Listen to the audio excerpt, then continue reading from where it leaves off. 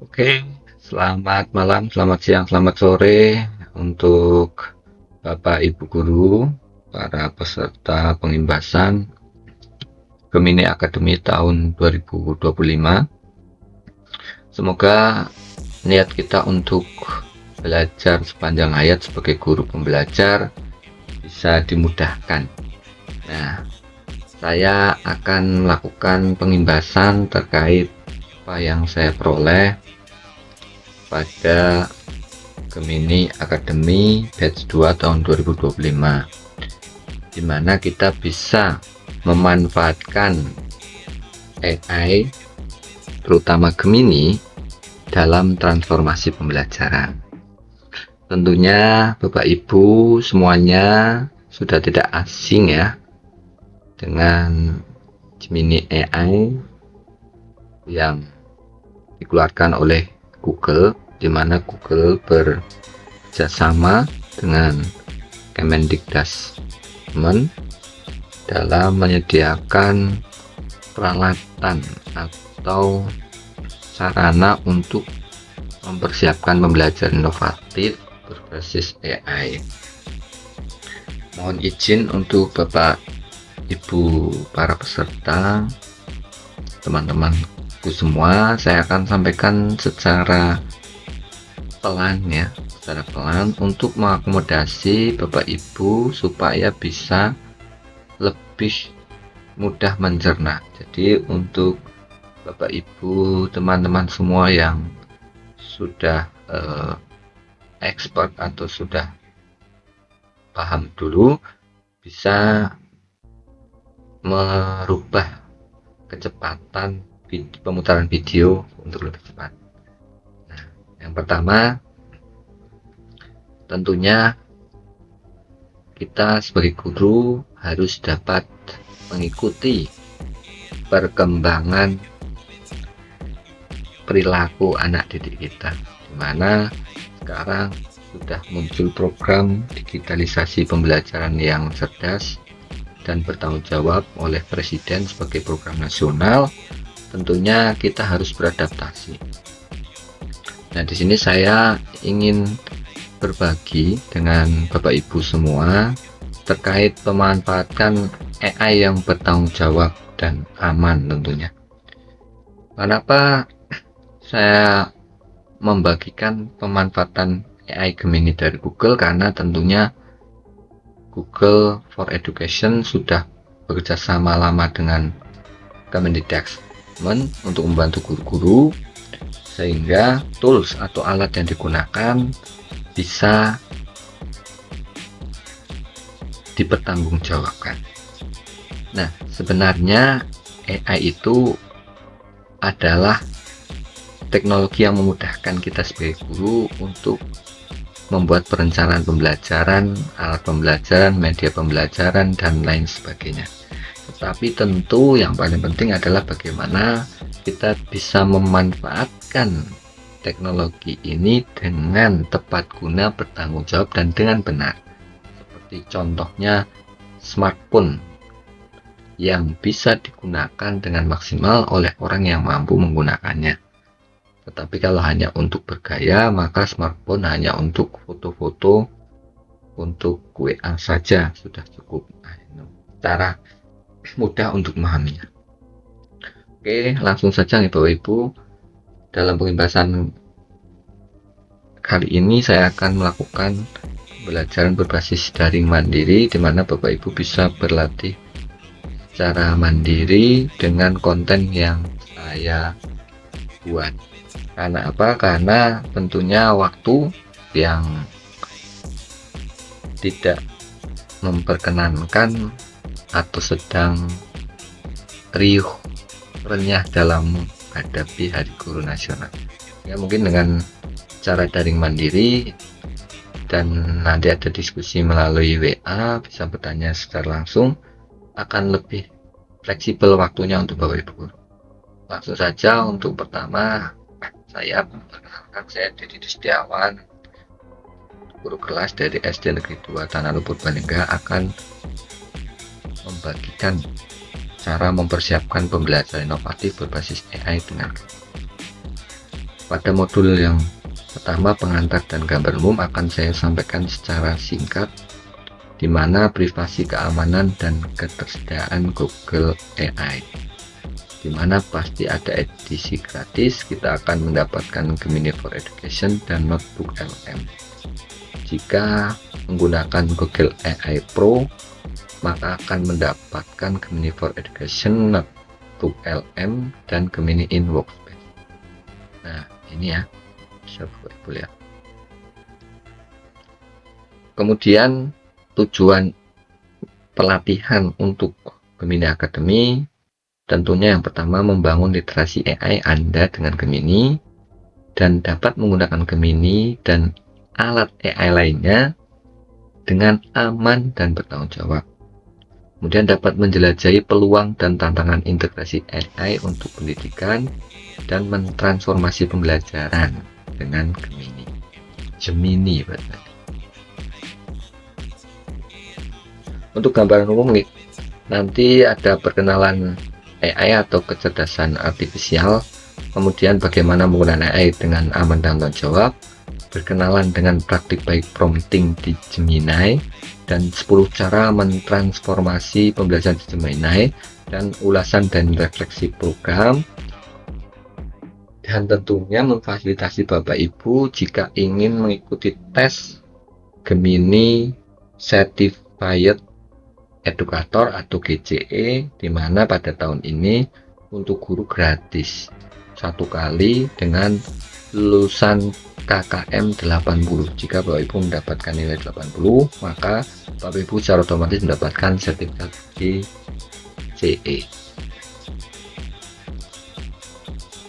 Nah, untuk awal pada modul 1, maka kita harus tahu apa itu kecerdasan artifisial atau AI.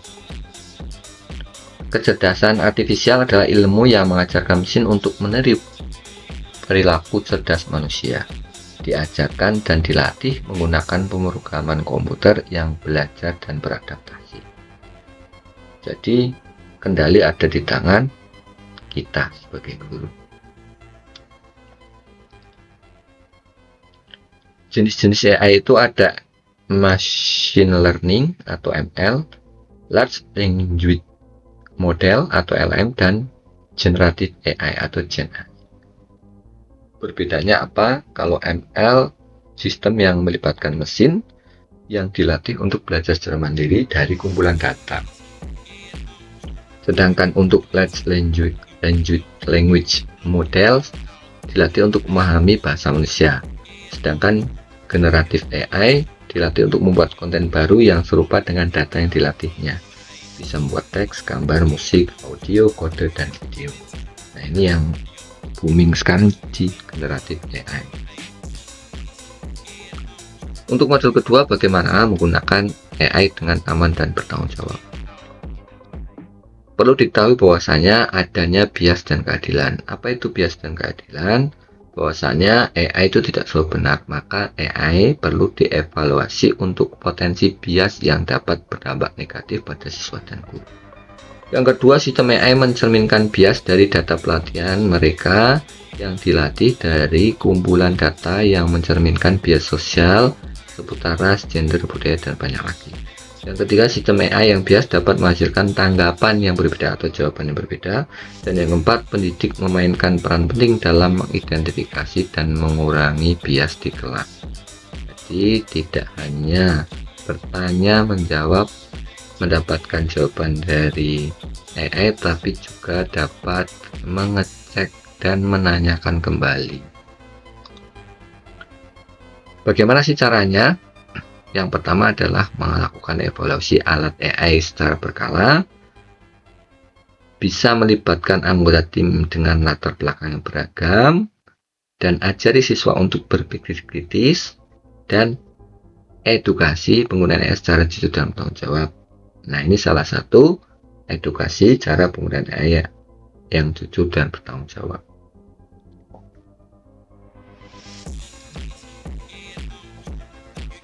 Ternyata AI juga ada halusinasi dan akurasi, karena AI memiliki keterbatasan dan tidak selalu memberikan jawabannya akurat. Ketika Anda berinteraksi dengan chatbot AI, ingat bahwa mereka bisa saja memberikan informasi yang salah, meskipun jawaban atau respon terdengar masuk akal. Detailnya mungkin tidak akurat. Kesalahan dalam jawaban tersebut disebut halusinasi. Contohnya, dalam tanggapan pada gambar di layar, Gemini keliru dalam beberapa hal, seperti nama ilmiah tanaman yang sebenarnya Zamioculcas zamiifolia, bukan Zamioculcas zamioculca. Ya.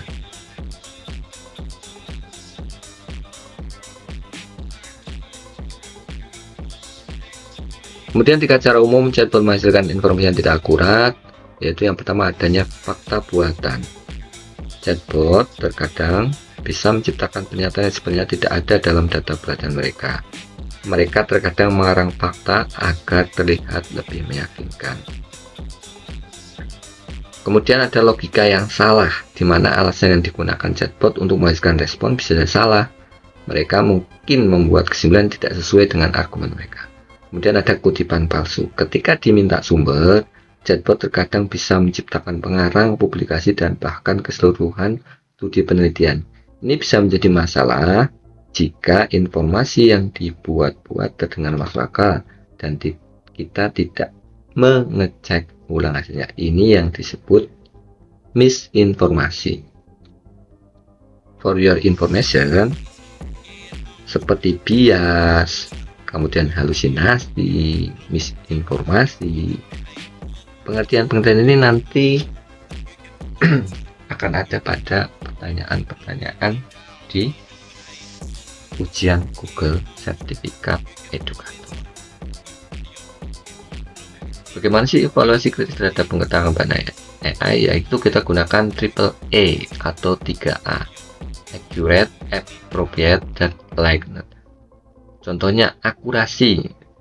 Coba cek jawabannya sudah akurat belum, sesuai belum, layak belum, dan ada tips lainnya yaitu ajukan pertanyaan lanjutan, gunakan fitur periksa ulang respon, dan bandingkan hasil dengan sumber informasi umum dan para ahli. Nah, konten dalam respon Gemini dapat mengakses kutipan dan mengetuk chip abu-abu untuk melihat dari mana informasi dikuatkan dalam web. Nah, ini contohnya ya. Tautan ini muncul di akhir paragraf untuk membantu Anda menggali lebih dalam topik yang menarik menurut Anda. Ini tidak terbatas pada situs web. Jika respon Gemini merujuk informasi yang ditemukan menggunakan ekstensi Gmail, Anda juga akan melihat tautan sebaris ke email yang ada. Literasi data Anda dapat dipertimbangkan penting saat menggunakan chatbot AI. Renungkan dan evaluasi apakah Anda mengikuti panduan privasi data yang disarankan. Tipsnya adalah apakah dianonimkan, apakah diminimalkan, dan bisakah direkayasa ulang. Nah, selanjutnya pada modul 3, setelah kita lebih memahami apa itu AI atau kecerdasan artifisial, maka kita harus berkenalan dengan Gemini dan praktik baik copy. Ini yang sangat penting dalam menghasilkan jawaban yang tidak mengandung bias dan tidak mengandung halusinasi. Bagaimana sih Gemini dapat membantu proses pembelajaran? Ternyata Gemini dapat memfasilitasi riset dan keterampilan berpikir kritis, menjelajahi sumber, menghasilkan ide, brainstorming ide pembelajaran, meringkas materi, dan memverifikasi keakuratan sumber. Kemudian dapat membantu penulisan akademis, membuat garis besar, mengatasi kekurangan ide, memperbaiki tulisan. Juga dapat memungkinkan pembelajaran dan penilaian yang dipersonalisasi. Jadi bisa menyederhanakan topik, membuat analogi, panduan belajar, dan merancang asesmen.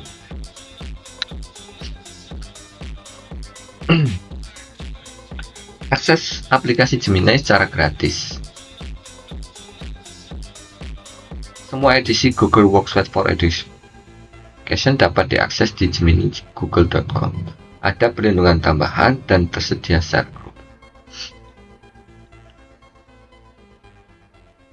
Cara membuat prompt di Gemini, tentu kita harus tahu apa itu prompt. Prompt itu instruksi atau pertanyaan yang Anda tulis untuk berinteraksi dengan chatbot. Beda dengan ketika Bapak Ibu mencari sesuatu di Google ya. Itu kan hanya kata yang sedikit, yang ringkas.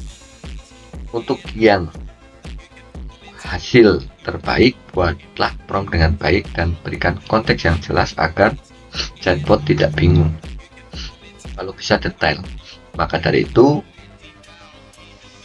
orang yang sudah mempunyai dasar dalam membuat coding pemrograman media, maka akan bisa membuat prompt yang lebih baik daripada orang yang tidak paham. Orang yang biasa sudah mempunyai kemampuan dasar dalam membuat soal yang baik, jika menggunakan AI akan lebih bagus hasilnya dengan prompt yang baik karena dia sudah punya ilmu dasar.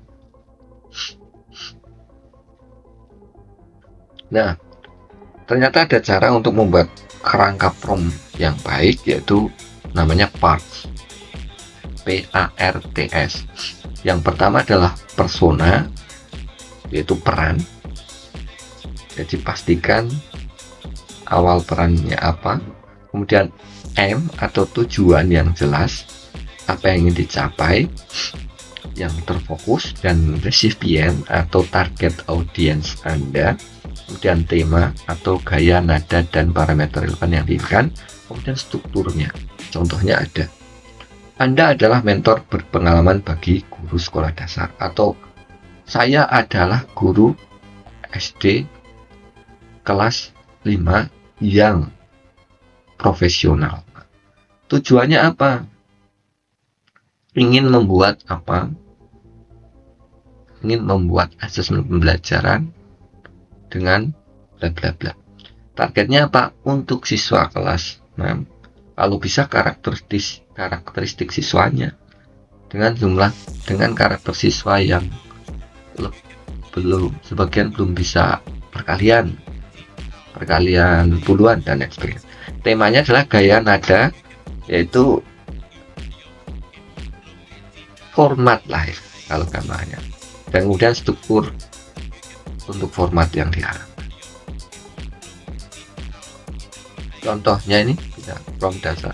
Jika Bapak Ibu membuat prompt dasar, buat 2 aktivitas diskusi kelas yang sangat menarik untuk proyek pengurangan kesamaan. Pasti ada jawabannya, tapi jawabannya mungkin tidak detail.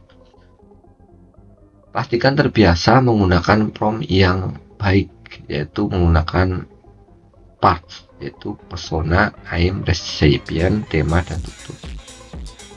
Atau peran, tujuan, objek, tema, dan format. Contohnya ini. Persona, Anda adalah seorang desainer pembelajaran ahli untuk siswa sekolah menengah dengan fokus pada pendidikan keberlanjutan lingkungan.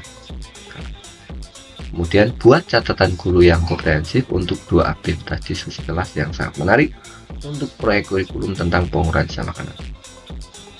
Proyek ini akan diperuntukkan bagi kelas 8 di sekolah menengah di Jakarta, Indonesia. Para siswa sangat termotivasi dan bersemangat tentang keberlanjutan lingkungan.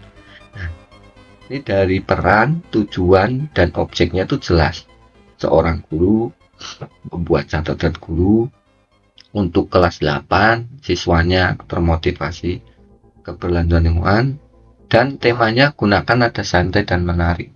Maksudnya dengan bahasa yang santai, formatnya yang dalam struktur yang jelas dan terorganisir, gunakan judul, subjudul, dan pemanfaatan lainnya. Nah, jika menggunakan prompt yang seperti ini, hasilnya akan beda. Nah, untuk yang modul keempat atau terakhir adalah bagaimana cara mentransformasi pembelajaran channel Gemini. Ada 10 cara. Yang pertama, Gemini bisa meringkas bacaan. Bayangkan Anda memiliki tumpukan bacaan kompleks yang harus diselesaikan dan perlu dengan cepat memahami argumen-argumen utamanya serta merasa yakin dengan subjek tersebut. Gemini memungkinkan Anda untuk mengunggah file PDF, menghasilkan audio overview. Jadi bisa mengunggah file dan menghasilkan audio overview-nya. Contohnya ini. ada PDF tentang pembelajaran mendalam. Beri prompt, rangkum poin-poin penting dari dokumen ini untuk guru sekolah dasar, nada dan bahasa harus untuk audien tersebut. Sajikan ringkasan dalam poin yang jelas, kelompokkan berdasarkan tema. Maka otomatis Gemini AI akan merangkum file yang ada dalam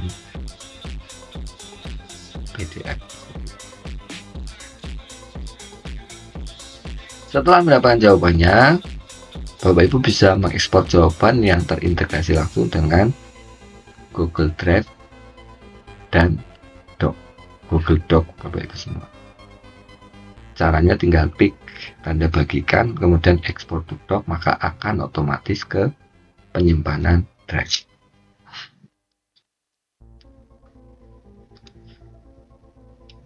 Bapak Ibu juga bisa menerangkan respon di Gemini dengan cara mengklik titik 3 listen atau dengarkan apa saja. Nah,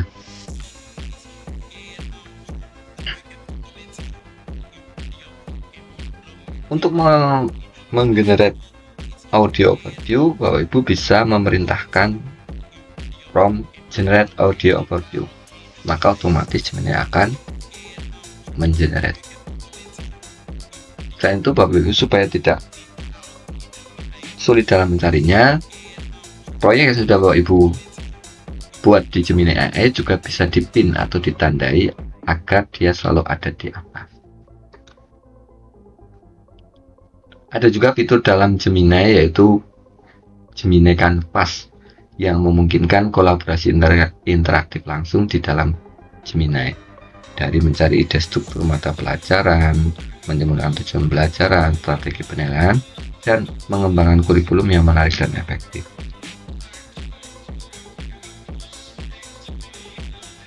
Caranya adalah silahkan pilih menu Canvas. Itu kalau yang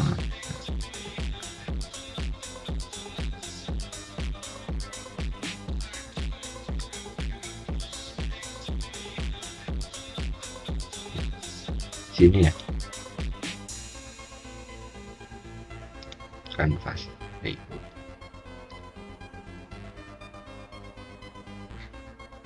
Jadi dengan menu Canvas,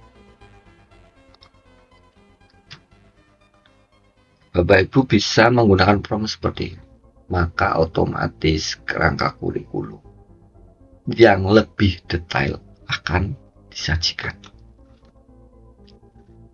Selain itu, Gemini Canvas juga bisa melakukan coding yang menghasilkan kode HTML yang dapat ditempel ke Google Sites dan digunakan bersama menjadi dalam sebuah berbasis website.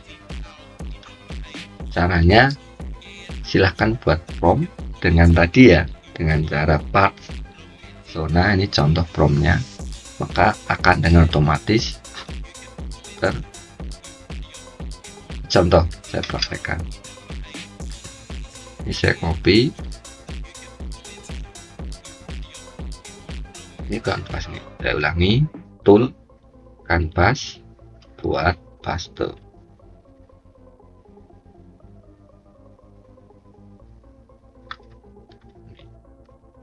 Saya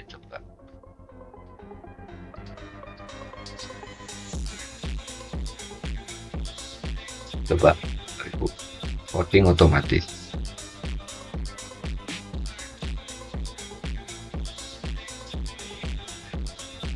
Ini prompt yang saya copy. Nanti bisa disesuaikan dengan kebutuhan Bapak Ibu.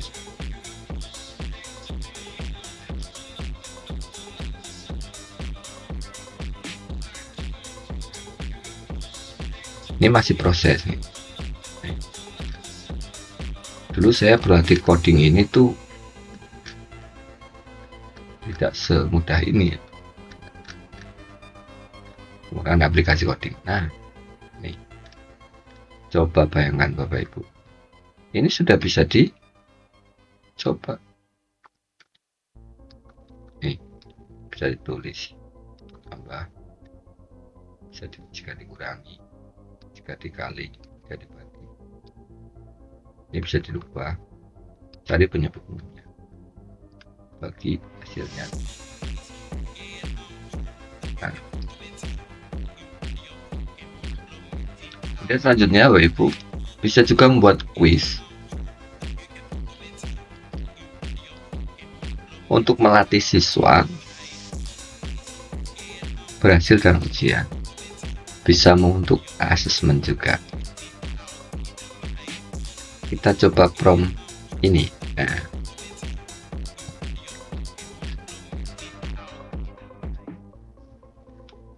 nanti bisa dicoba di Google Canvas sama ya.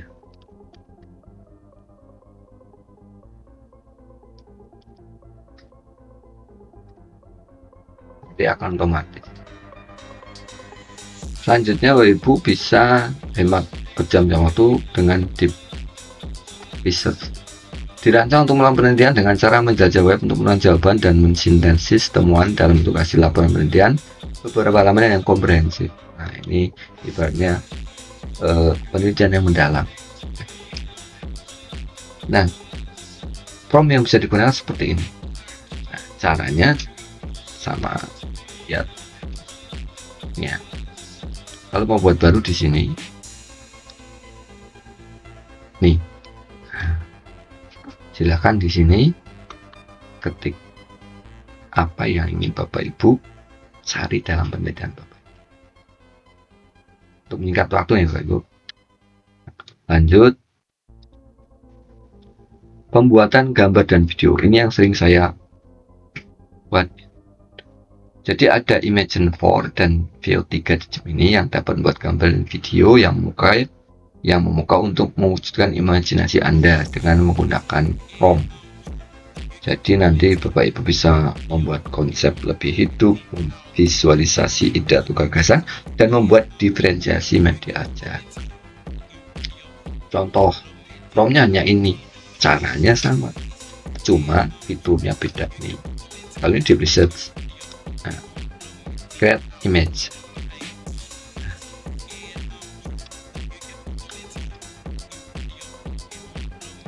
Buatlah gambar penjelasan. Ini saya buatlah gambar penjelasan mata untuk kelas 5 SD.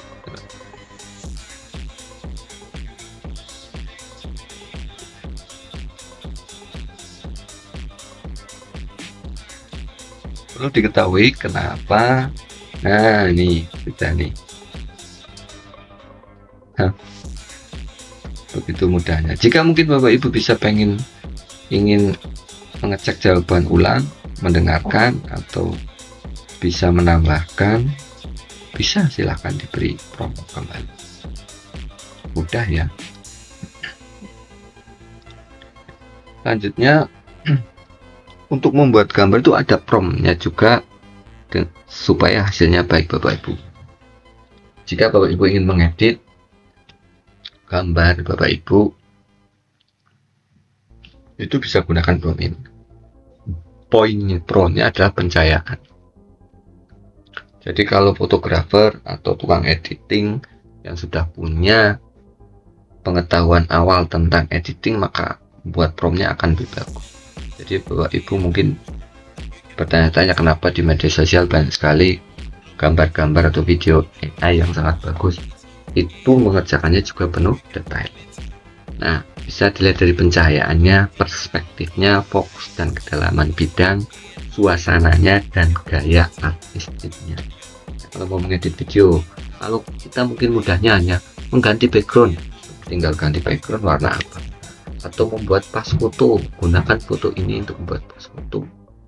Tapi kalau saya biasanya itu terakhirnya diberikan penekanan pertahankan detail wajah, karena kalau tidak biasanya akan ada wajah orang lain jika promptnya hanya sedikit. Nah itu ya.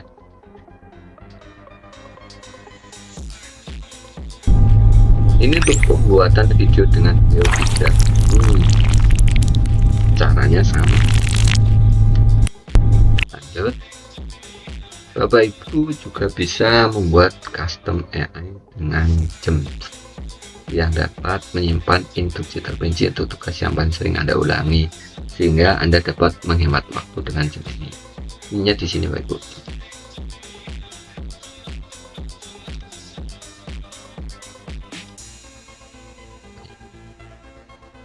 Ini saya sudah menggunakan. Coba ya. Ini kalau klik di sini mau tanya apapun bisa. Nah kalau enggak ini, kalau Bapak Ibu belum, nah, terus Bapak Ibu silakan buat new jam. Ini kan saya sudah punya. Beri nama tentang mungkin RPP, assessment dan lain sebagainya. Jadi nanti kalau yang sudah ada data di sini tinggal ditanyakan saja. Nah untuk selanjutnya, nah ini ya. Gamifikasi pembelajaran, petunjuknya ini nanti tinggal di save, maka dia akan menyimpan. Nah,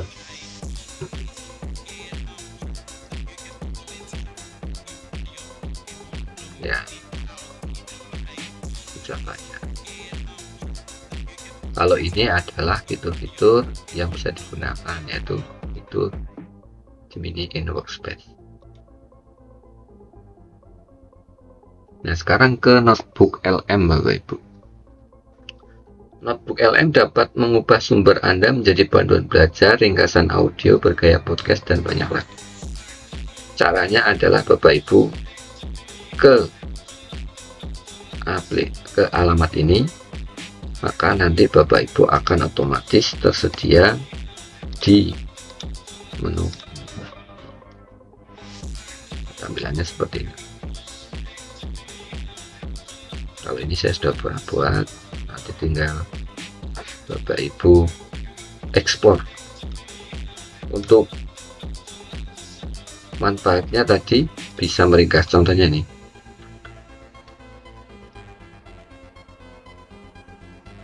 Data pribadi aman,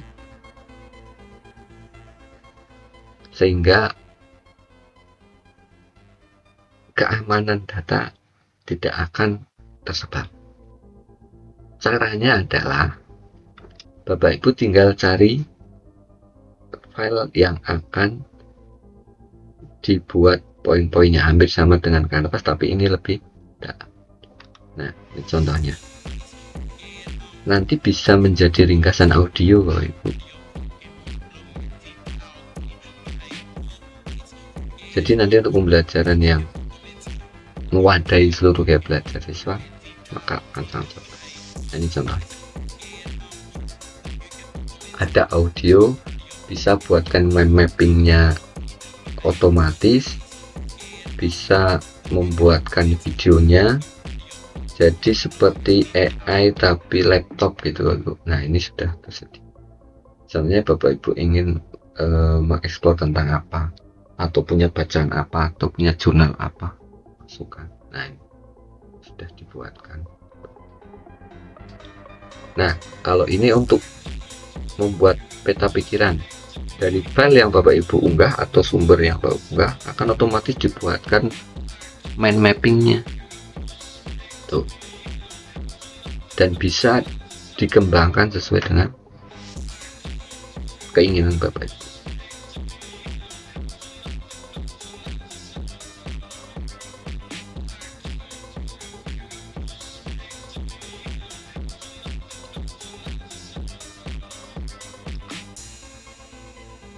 Panduan belajar juga ada nih. Dari satu sumber yang Bapak Ibu unggah. Ada pertanyaan kuis, jawaban kuis, contoh soal, glosarium, dan istilah-istilah penting. Bisa juga dibagikan dengan cara share, dan menu semua orang bisa melihat, maka hasilnya akan bisa diakses oleh siapapun. Nah untuk ulasan silakan Bapak Ibu nanti bisa ekspor sendiri ya Bapak Ibu, karena sudah disediakan oleh Google Workspace for Education yang bekerjasama dengan Kemendikbud. Jadi manfaatkan fitur yang lebih dari fitur-fitur seperti Grok, ChatGPT yang gratis, yang tidak diperuntukkan untuk mendidik. Walaupun memang boleh menggunakannya, tidak ada masalah. ya dipadukan lah. Itu terima kasih. Selamat melanjutkan perjalanan literasi AI Anda dengan kami. Dan untuk terakhir, nanti Bapak Ibu silahkan ikuti belajar mandiri Bapak Ibu pada link SID yang ada, dimana jika Bapak Ibu sudah mempelajari materi ini, Bapak Ibu silahkan bisa meminta sertifikat. Nanti akan saya buatkan dengan mengisi form. Kemudian jika Bapak Ibu berkenan untuk mengikuti ujian Gemini Certificate Educator, nanti silakan bisa akses ke panduan ujian dan simak baik-baik panduan ujian tersebut. Dan setelah ujian selesai, hasilnya lulus atau tidak lulus, Bapak Ibu wajib melaporkan dengan tautan Google Form yang ada pada panduan. Itu saja dari saya. Mohon maaf jika banyak salah kata. Selamat belajar.